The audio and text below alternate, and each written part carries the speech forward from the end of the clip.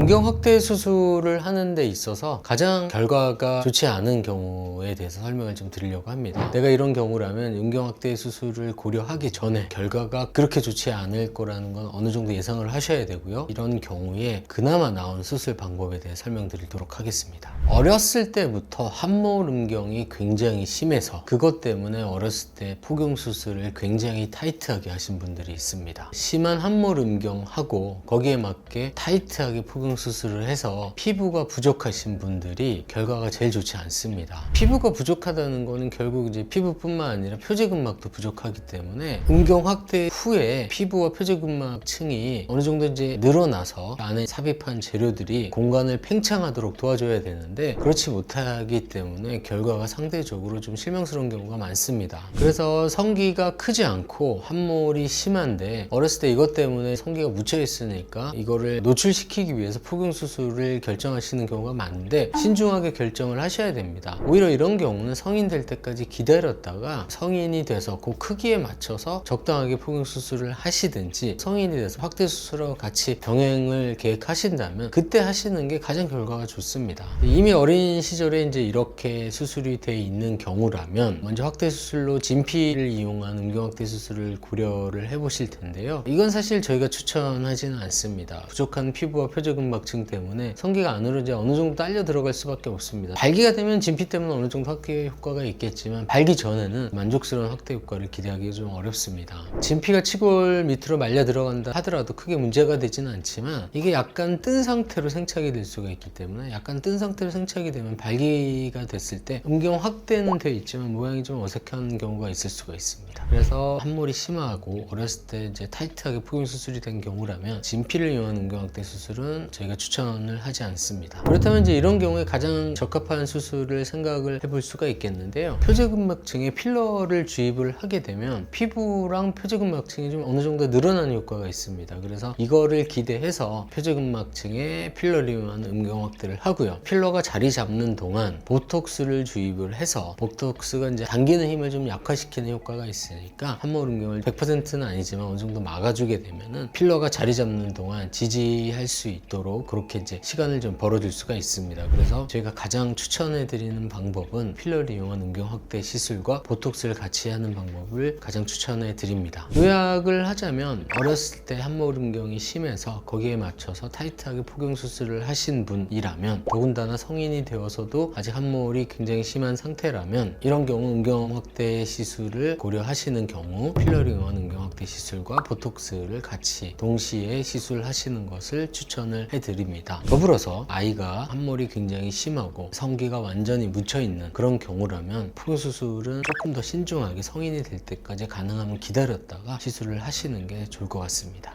사실 이런 분들은 치골 비만과 같이 동반되어 있는 경우가 굉장히 흔합니다. 그래서 다이어트를 병행을 해서 치골 비만을 좀 개선시킨다면 결과가 훨씬 더 좋을 가능성이 많습니다.